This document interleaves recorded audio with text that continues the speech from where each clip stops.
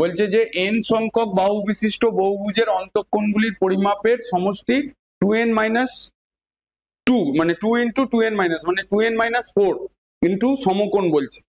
তো এই যে লাইনটা যেটা বলেছে, আমি আগে এই ছবিটা মানে n সংখ্যক বাহু বিশিষ্ট বহুভুজ বলেছে, এখানে ষড়ভুজ বা কোনো কিছু বলেনি, মানে বাহুর সংখ্যা হচ্ছে তোমার n।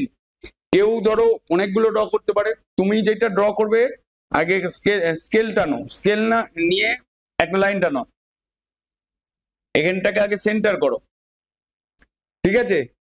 সেন্টার করে এখানে একটা সমকোণী ত্রিভুজ টানো, হলো? এবার এই লাইনটাকে জোড়ো, একটা ত্রিভুজ হলো, বুঝতে পারলে? এবার স্কেলটাকে এরকম ভাবে বাঁকিয়ে ধরো, মানে এই লাইনের সোজাসুজি, মানে স্কেলটাকে এরকম সোজা ধরে এই জায়গা থেকে আবার সমকোণটা নয় এটাকে জোড়ো, মানে বুঝতে পারলে না? বুঝতে পারলে না? মানে এখানে যে কোনো তো ফিক্সড ত্রিভুজ নেই যে এতগুলোই ত্রিভুজ ড্র করতে হবে। এটা করলে আবার জুড়ে দিলে, আবার এইটার সঙ্গে, হ্যাঁ আমাকে n সংখ্যক বলেছে তো, এই তো হয়ে গেল। ধরো এটাকে একটু বেন্ড করে বাঁকিয়ে দাও,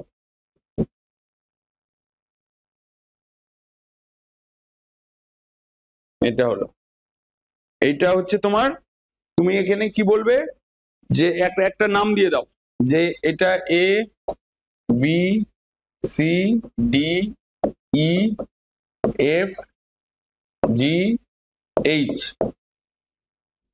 বুঝতে পারলে? মানে যেমন বইতে দিয়েছে তোমার এরকম ড্র হয়ে গেল, মানে এক একটা ত্রিভুজ করে করে করে করে এরকম ঘুরতে থাকো। এবারে দেখো এখানে কি বলেছে, তোমার প্রমাণ করি যে n সংখ্যক বাহু বিশিষ্ট বহুভুজের অন্তঃকোণের পরিমাপের সমষ্টি 2n মাইনাস 4 সমকোণ, এটা প্রমাণ করতে হবে। তুমি এখানে এবার করবে কি, যেটা ড্র করলে সেটাই লিখবে, যদি এরকম ভাবে প্রদত্ত বলে ধরি লিখবে, ধরি এ বি সি ডি যা লিখেছো সেটাই লেখো, A B C D E F G H, G H একটি, মানে এখানে ডট ডট দিয়ে দেবে, মানে কেউ এইটাকে 3টে নিতে পারে, 4টে নিতে পারে, 6টা নিতে পারে, যা খুশি, মানে এরকম স্পেসিফাইড কিছু নেই। n সংখ্যক বাহু বিশিষ্ট বহুভুজ, যেটা বইয়েতে লেখা আছে বাহু বিশিষ্ট বহুভুজ, মানে এটাই ড্র করলে, মানে তুমি প্রদত্ততে লিখবে। এবার করণীয় বা প্রামাণ্য বিষয় প্রমাণ করতে হবে যে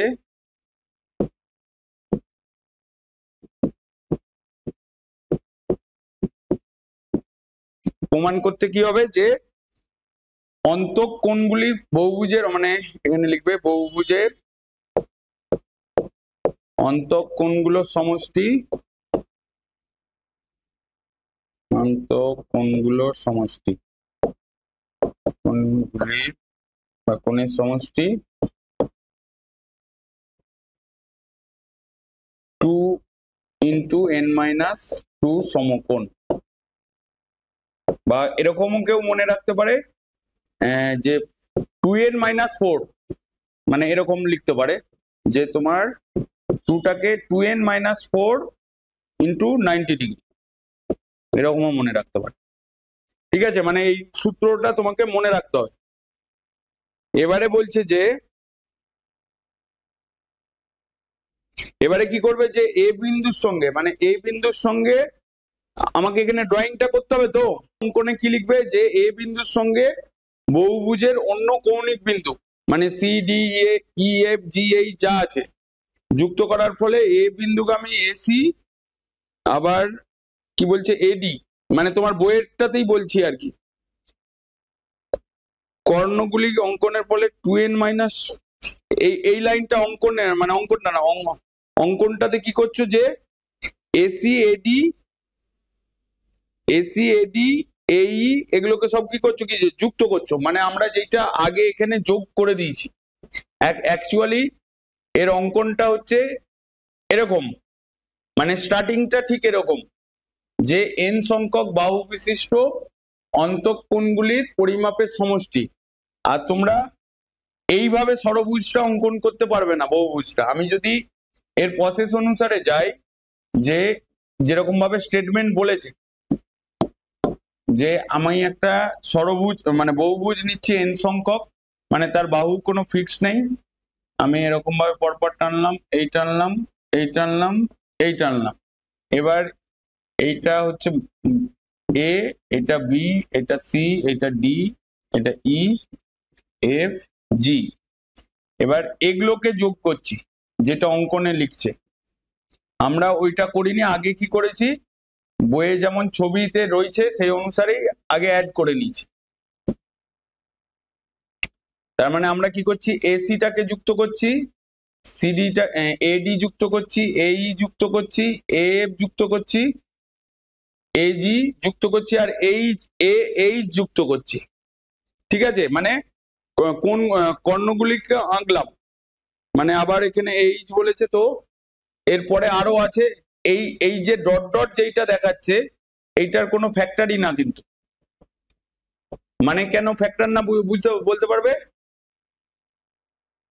এই যে ডট ডট করে আরো যেটা লিখে দেখিয়েছে, আর একটা যেটা ত্রিভুজ যেটা দেখিয়েছে, মানে আমার এখানে আমি বলছি n সংখ্যক বলছি, মানে অসংখ্য বাহু বিশিষ্ট হতে পারে। তার মানে অসংখ্য বাহু বিশিষ্ট মানে ধরো আমি এই একটা বাহু নিয়েছি, এ একটা নিয়েছি, এ একটা নিয়েছি, এ একটা নিয়েছি, এইটা নিয়েছি, এরকম নিয়েছি, এরকম নিয়েছি, এরকম নিয়েছি, আবার ধরো আর নিলাম না, মানে আরো বাড়ছে। এইটাকে সমান করে এবার আমি এরকম ভাবে এইটাকেও জুড়ে দিতে পারি। মানে পিকচারটা যে এরকম মানে বইয়ের মতন করেই করতে হবে তার কোনো মানে নেই। আমি যেহেতু n সংখ্যক বাহু বিশিষ্ট বলছি, আমি এরকমও নিতে পারি। বুঝতে পারলে? মানে ছবিটা যে বইয়ের মতনই পারফেক্ট হতে হবে এরকম ব্যাপার না, এরকমও হতে পারে, হ্যাঁ কি না? কারণ এই যে ত্রিভুজটা আগে যেটা অঙ্কনটা শিখালাম, যে তুমি আগে যেহেতু মানে স্কুলে তোমাদের একটু ছবি এধার ওধার হলে কেটে দিতে পারে, সেই জন্য একটা একটা করে ত্রিভুজের মতন করে ড্র করতে বললাম, তাহলে তোমার ছবিটা এসে যাবে।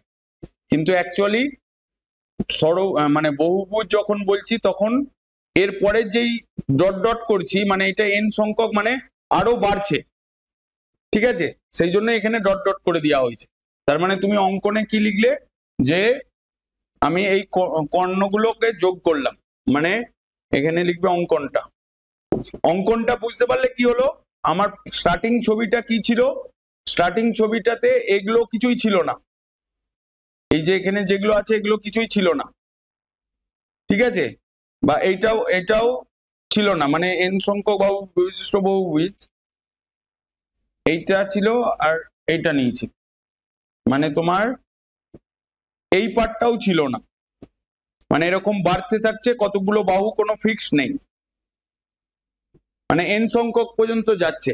এবার তুমি কি করলে, যে এ সি যুক্ত করলাম অঙ্কনে, কারণ এ বিটা হচ্ছে তোমার যোগ করাই ছিল, সেই জন্য A C, AD, A E, আর A F, A G, A H যুক্ত করিলাম,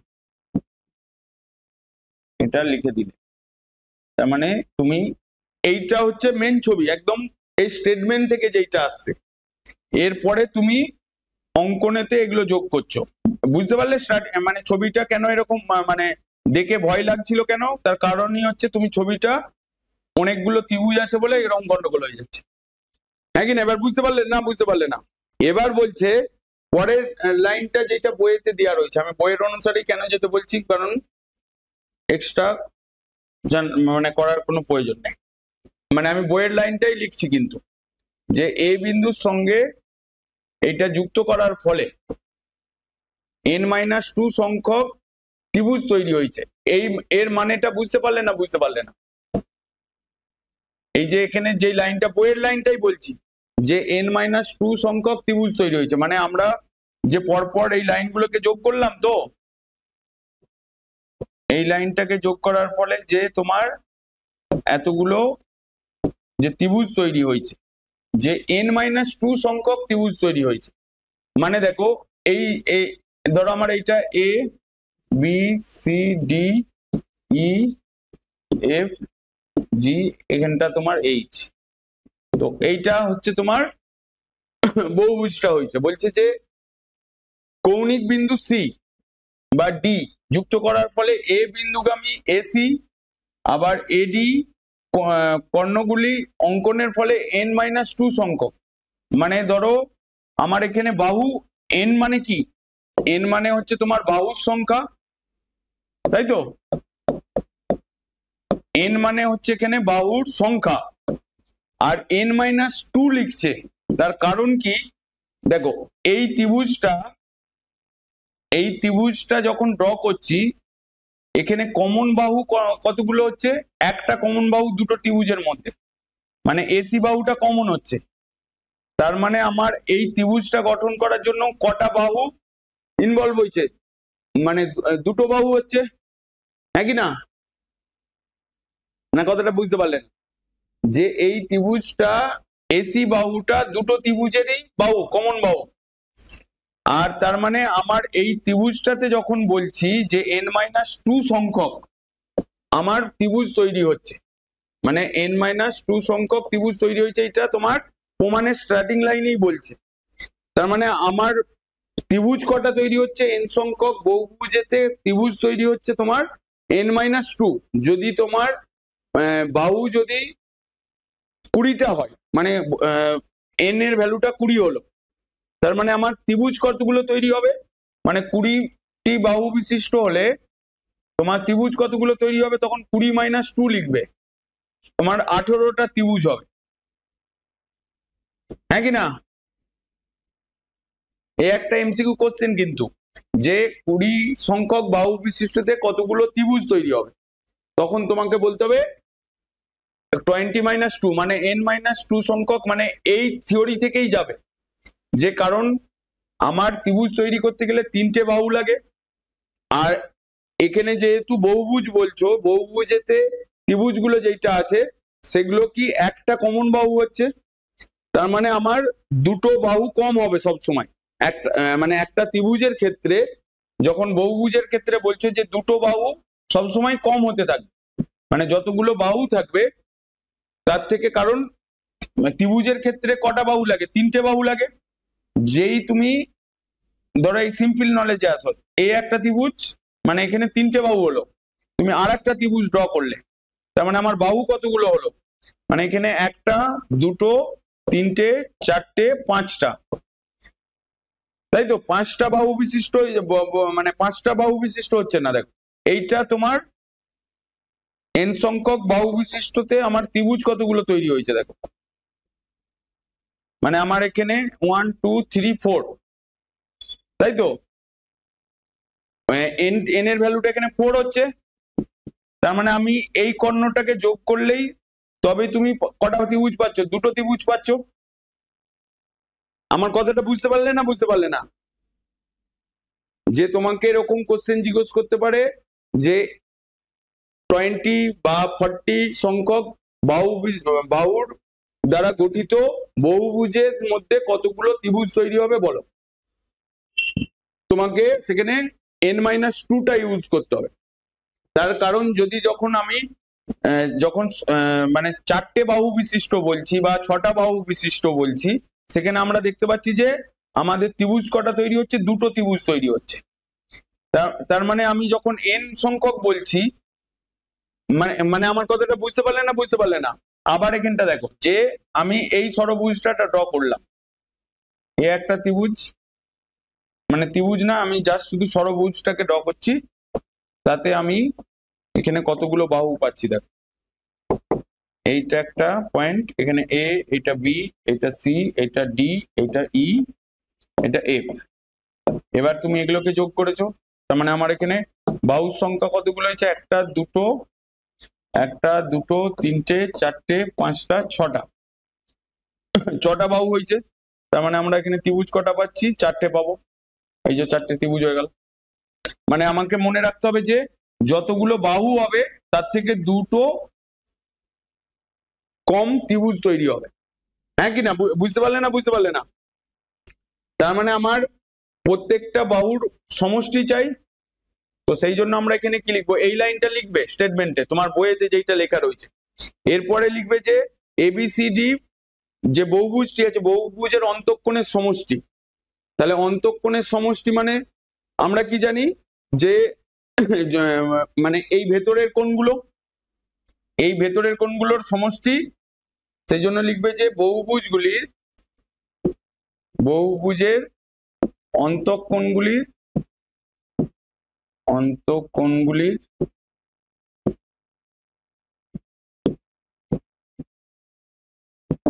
সমষ্টি। তার মানে আমার এখানে ত্রিভুজ কতগুলো আছে, n-2 সংখ্যক ত্রিভুজ আছে।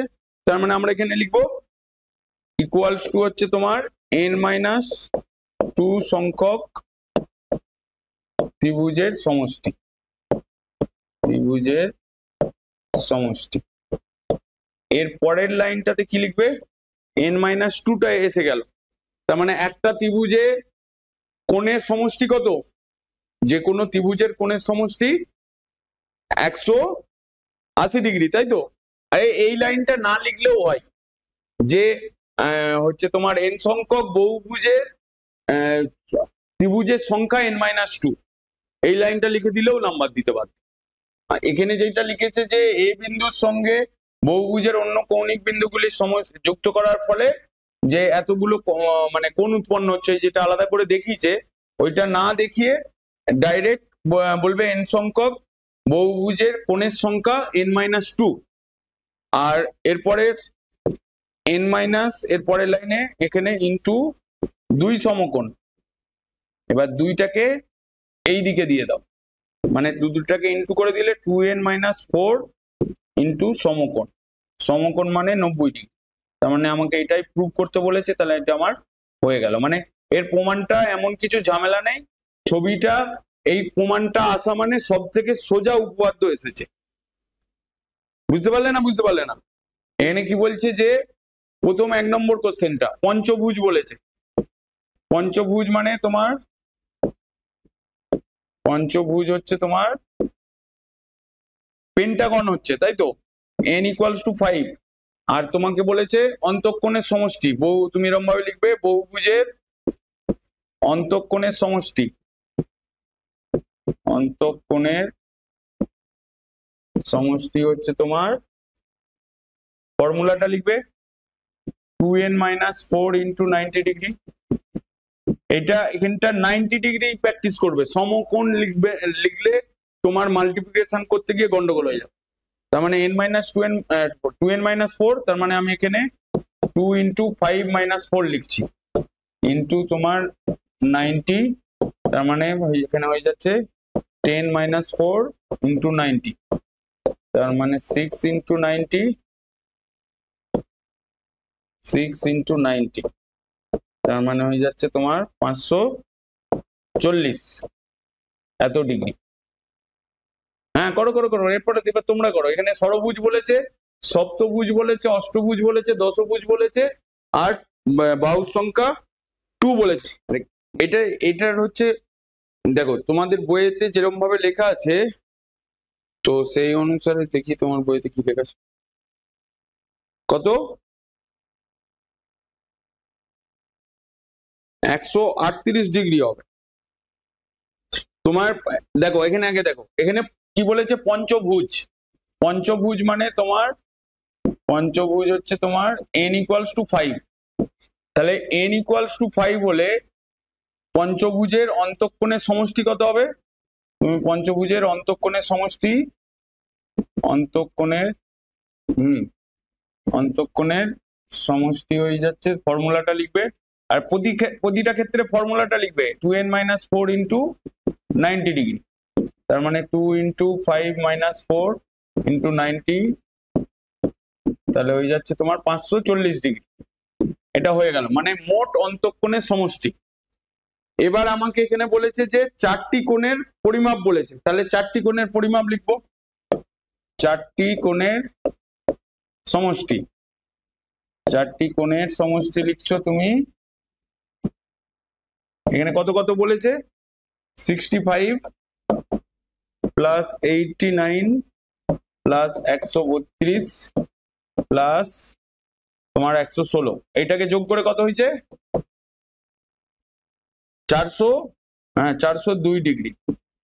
তাহলে আমাকে বলেছে কোশ্চেনে কি জিজ্ঞেস করেছে পঞ্চম কোণটির পরিমাপ লেখো। তাহলে আমি 5টা কোণের টোটাল সমষ্টি জানি, তাহলে আমি এখানে লিখবো পঞ্চম কোণ হচ্ছে তোমার 540 থেকে এটা মাইনাস করে দেবো, তাহলেই তো হয়ে যাবে। এইটা তোমাদের বোর্ডেতে ক্লাস 8-এ হচ্ছে, আর আইসিএসসি বোর্ডেতে তোমার ক্লাস 6-এতেই বলে দিয়েছে এই চ্যাপ্টারটা।